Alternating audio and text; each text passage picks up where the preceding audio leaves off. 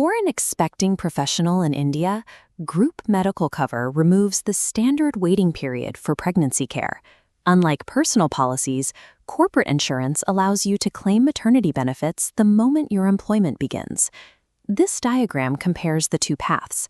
On the left, individual retail policies force a couple to wait 2 to 4 years before they can claim pregnancy costs.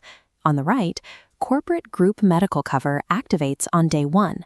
This immediate activation enables an expecting mother to change employers in her second month of pregnancy and still have her delivery costs covered by her new company.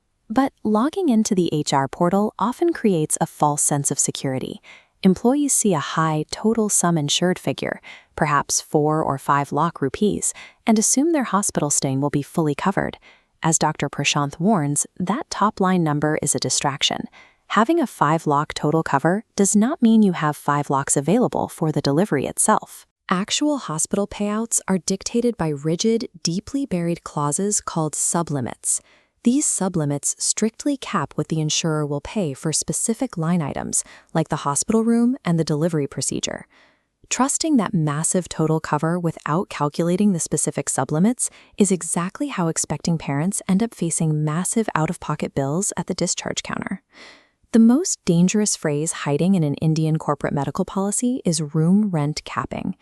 Insurers calculate your daily hospital room limit using a standard formula.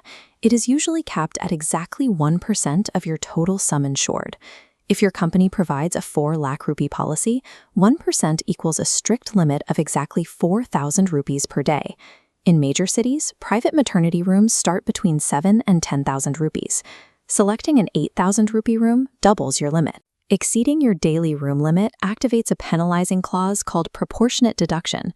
Because you overspent on the room by 50%, the insurance legally reduces every other charge on your final bill, including doctor's fees and surgery costs, by that exact same 50% ratio.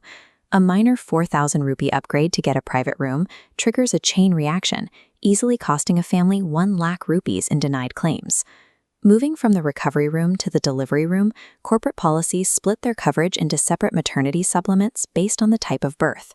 Policies explicitly differentiate between a normal vaginal delivery and an LSCS. LSCS stands for lower segment cesarean section, the surgical delivery of a baby through an incision in the mother's lower abdomen.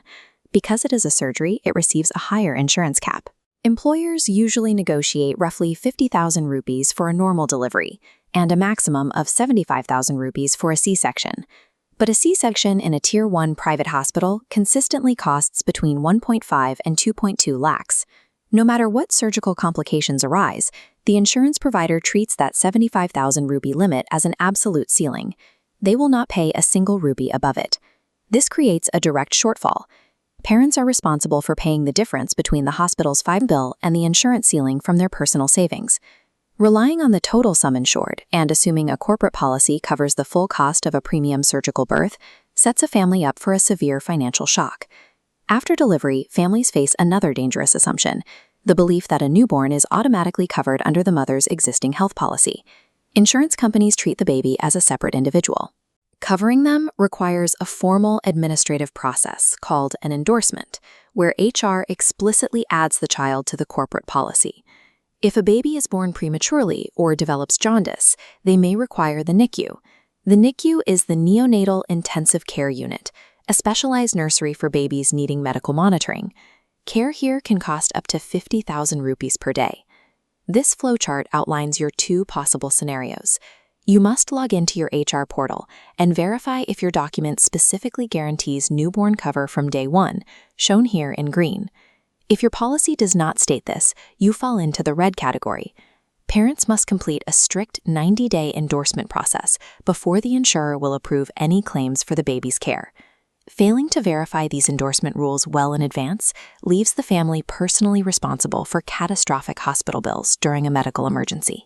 Beyond navigating medical bills, expecting mothers must also secure their federal legal rights under the Maternity Benefit Amendment Act of 2017. This timeline illustrates the core legal entitlement. Any Indian establishment employing 10 or more people must provide 26 weeks of fully paid maternity leave to its female employees. For your third child, this legally mandated leave reduces to 12 weeks. This law guarantees salary protection and recovery time, but it does not provide funds to pay for the actual hospital bills. To neutralize the financial risk of delivery, parents must execute a specific 3-step administrative plan before entering the 3rd trimester. First, log into the corporate HR portal and locate your TPA. TPA stands for Third-Party Administrator, which is the specific company assigned to process your hospital claims. Second, visit the billing desk of your chosen hospital and request an estimated pro forma invoice. You need estimates for both a normal vaginal delivery and a C-section. Third, compare the numbers. This checklist puts the hospital's estimated invoice right next to the TPA's strict sublimits. Subtracting the limit from the estimate reveals your exact savings gap.